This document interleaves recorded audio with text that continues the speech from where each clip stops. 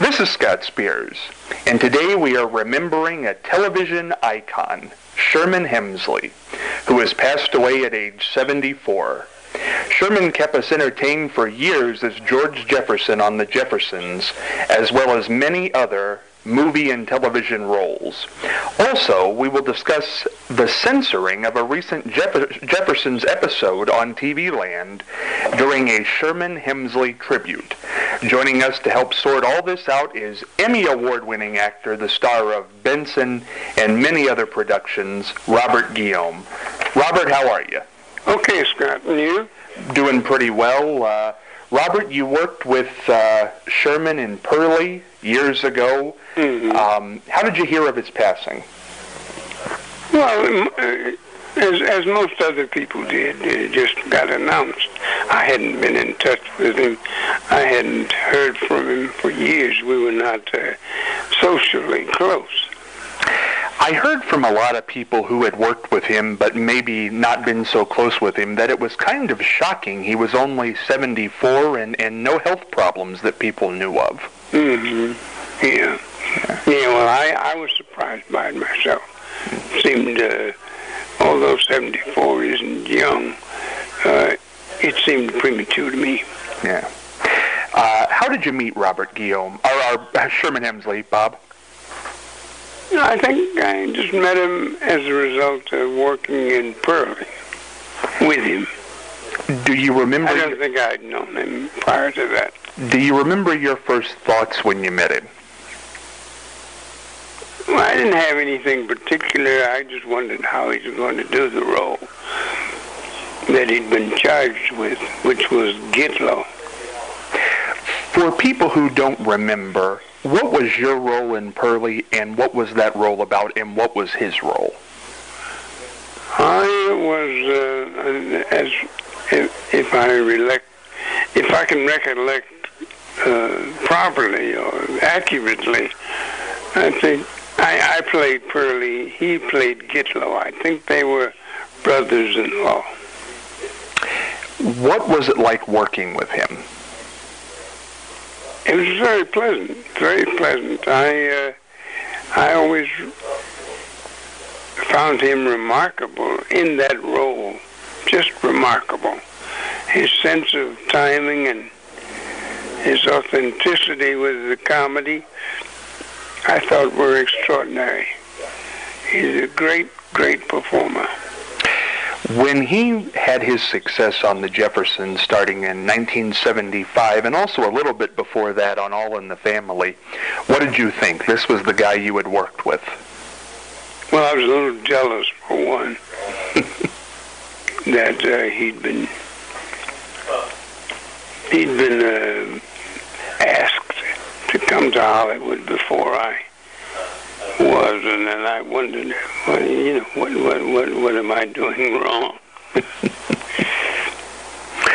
When you saw him on the screen as George Jefferson, what did you think of that part?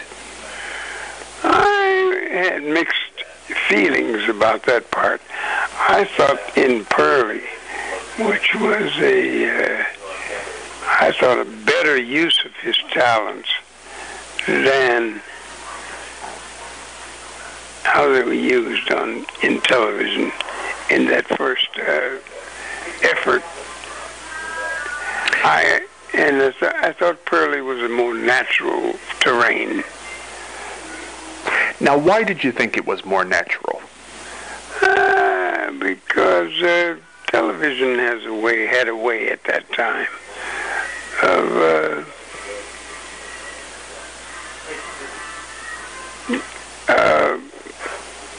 profiting on past stereotypes about black people.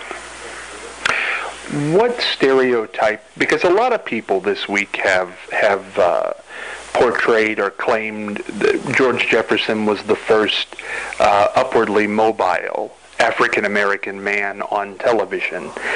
So what stereotype do you believe he fell into that was an old stereotype? That's a good question. It might be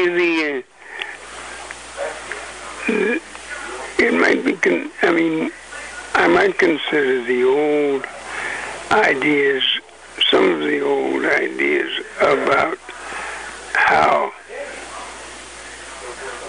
black characters, in quite a few instances, just shut off their mouth without regard to the truth or without regard to authenticity. There were all kinds of stereotypical mistakes that the screen and television brought up. In that particular piece, I thought, well, let me say this. The character he played in Pearlie, to me, was always more authentic. And that could be because it was written by R.C. Davis. And the character in Pearlie was without, it was simply for the authentic fun of that character. Whereas I thought in George Jefferson, the character was outsized and socially irresponsible. Do you believe the character grew? The Jeffersons was on for quite a while, 11 years. Mm-hmm. Do you think that character grew in the run from what he was in the beginning, kind of a loud mouth? I'm not sure. I didn't look at it from that point of view. Perhaps if I had a chance to go back and look at it, yeah, I might well conclude that the character didn't grow or grew. A lot of people have said this, Robert, that Sherman Hemsley was 180 degrees away from George Jefferson. He was quiet. He was kind of shy. Is that how he was off stage? For the most part, yes. I found him to be that way. I think he had an idea of how to play the characters that he'd been offered, and he used a part of himself in a kind of outlandish way, and that's why I think that sometimes the character was criticized. You know, it's very interesting that probably George Jefferson and then Benson, when you came along in 1977 on Soap, were really the first two, in different ways when you look at it now though, but the first two African-American men that were George Jefferson having money, Benson having brains. He was leading these people around. Neither one of those had ever been portrayed on television, and you both came from the same play. Kind of unique. Yes, it was. Yeah. It was interesting in that regard, I guess, that you decide to examine the two characters. But I think that I'm maybe 10 years older than Sherman. Yeah. And a sort of there's a half generation of difference in what we found in terms of civil rights. As I said, what difference would that be? That's interesting. I think that when I was coming along, when I was 20, he was 10, of course. When I was 30, he was 20. And some of the things that we looked at, they were different. Things had been cleared up to some degree by the time he came along. They were more acute when I came along. There were lynchings by there were wholesale lynchings of black men by the time when I was 20. And when he came along, some of that had abated or been cleared up or been talked about. You know, Robert, I have in my notes here that, as I said, Sherman kind of hit the national spotlight in '74 with All in the Family and then the Jeffersons. You came about in '77 with Soap and then Benson. But in 1981, you and Sherman and some other cast members reunited for a movie version of Pearlie. What was that like? That was very nice. That was very nice.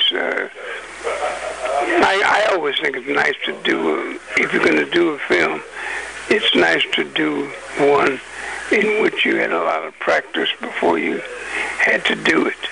And we certainly had enough opportunity to know the characters that we were going to portray on film. Was there any difference in him from working the stage when you originally did Pearlie and now with 6 or 7 years of national notoriety under his belt? No, I didn't find any at all. That's the reason I always liked his work in Pearlie, in that character. I thought it was hilarious. I thought he handled himself very professionally and authentic. His comedy was right on the money. It made you laugh, but it also made you think. Do you remember the last time you saw or worked with him? I think the last time I saw him or worked with him was probably when we were still doing Pearlie together. How will you remember him? If somebody says the name Sherman Hemsley, what will come to your mind? Well, much in the same way we've talked. Now I remember him with great fondness, and I remember him as a stellar performer when I worked with him. Absolutely, and gone too soon. Robert, before I let you go here, I want to talk a little bit about this because I think you would have an interesting perspective on this. In a recent TV Land tribute to Sherman Hemsley, they played, it was 4 or 6 episodes of The Jeffersons, but they played the original pilot. In the original pilot that aired in 1975 on CBS, the character of George Jefferson uses the N-word, and also Tom and Helen Willis have their interracial kiss, which was the first interracial kiss ever on television. When they reran this on TV Land in 2012, both of those things were taken out. The N-word was bleeped, and the interracial kiss was cut out of the episode. I want to start with the N-word, Robert. Do you think that it's okay to hear that on television in 2012?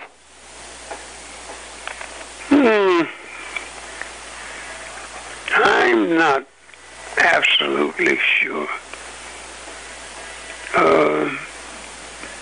To say that I myself might use the word, but at the same time censor myself under certain circumstances is true. If you got a script today that had that in there, you saying that word, would you do it? It would depend on the context and the circumstance of the story. it would depend on whether I thought it was an authentic use of the term at that time, and if in some way it advanced the story. Why do you think, and this would just be an opinion, why do you think in 1975 on network television, when obviously language was a little more censored then, certainly, this is just a few years after not even being able to say pregnant on television, that they allowed that word to get through on network television in 75, but on cable television in 2012, they have to bleep it? Well, I think that in 1975, perhaps, they weren't as sensitive to the meaning of the word and the repercussions of how it might offend certain people, or people, period. There was less, in 1975, there was less objection to simply calling somebody whatever you wanted to call them under the idea of free speech. In 1975, when Sherman said that in character as George Jefferson, when we see that today, do you think it takes away bleeping that word, takes away from the plot, takes away from the way in which he meant it, because he was playing a bigoted person, George Jefferson big. Does it take away from that, seeing that episode today, do you think, if you saw it and those words were taken out?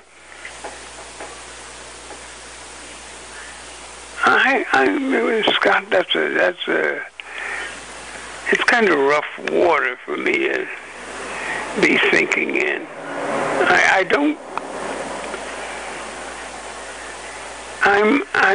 don't come down so directly on the side of protecting young ears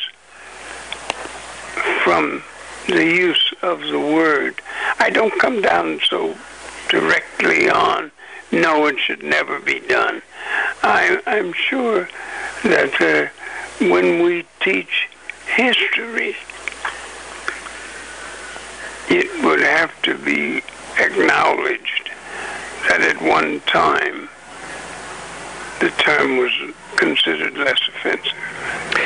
I think the other censorship in this episode may be more peculiar, and you might even have more to say about this, because I believe there was a short-lived television series, the Robert Guillaume show, in which your character in that program was in an interracial, I can't remember if it was a marriage or a couple or... No, they were just dating. Dating, yeah. They took out television's first interracial kiss between Tom and Helen Willis. What do you make of that, Robert? Well, that's more straightforward. It's the usual. Again, in matters of race here in this country, it's been difficult for people. Is it more difficult in 2012 than 1975? I don't think it should be. I think it should be abating by now. I think the sensitivity of white people toward interracial couples should be abating by now. And in the words of Joan Rivers,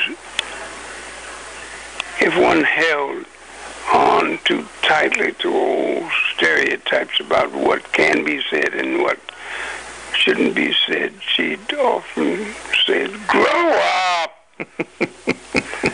And I think it's one of those things that it could be said in this instance. There was a time when, and we all know of a time when, we were just afraid that if such and such took place, all hell would break loose and the heavens would rattle and we'd all be sent off into perdition. But by now, in any sophisticated society, we should know by now that the sky's not falling. So in this instance, why do you think TV Land or the censors or the cable network, whoever took it out, why don't they know that, do you think? Why is it still a question? Because it's difficult for people who, let us say, who are in standards and practices, for instance. It's difficult for them to go back and check themselves. They have certain standards that they think ought to be maintained. Sometimes, and I question the veracity of how they think. I question whether it is not simply a racial animus toward what they consider to be the mixing of the races. But I think that we have to understand that all of the light-skinned blacks that we have in the country didn't get here because of God. They got here because people have always trespassed, if you will. People have always... The world is full of all kinds of people because in the final analysis, nature doesn't give us what you think. That's true. Yes, that's true. In the end here, Robert, because this is, to me, when I look at those two things, I can see the gray area on the N-word, where people would say, you know, we just don't want to hear that. It's going to upset people. I can get that.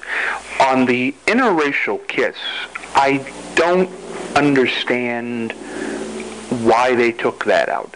And I guess my final question would be, does it make you mad that something like that would be taken out 30 years, almost 40 years, amazingly, after it happened? Well, it would make me mad if we had a discussion about it, and I was up against people who were adamantly opposed to a more liberal idea about how things work. Mm. I don't know why they took it out. I think it's very childish. I think a lot of people would agree with you. Robert, I can't thank you enough for joining me. As I always say, it's a pleasure. The opinions and the forthrightness and it's just all still there. And I always enjoy chatting with you and getting your opinions on all things going on. Well, thank you very much, Scott. Thank you so much. Robert, always good talking with you. Nice talking to you, too. Emmy Award winner, Robert Guillaume.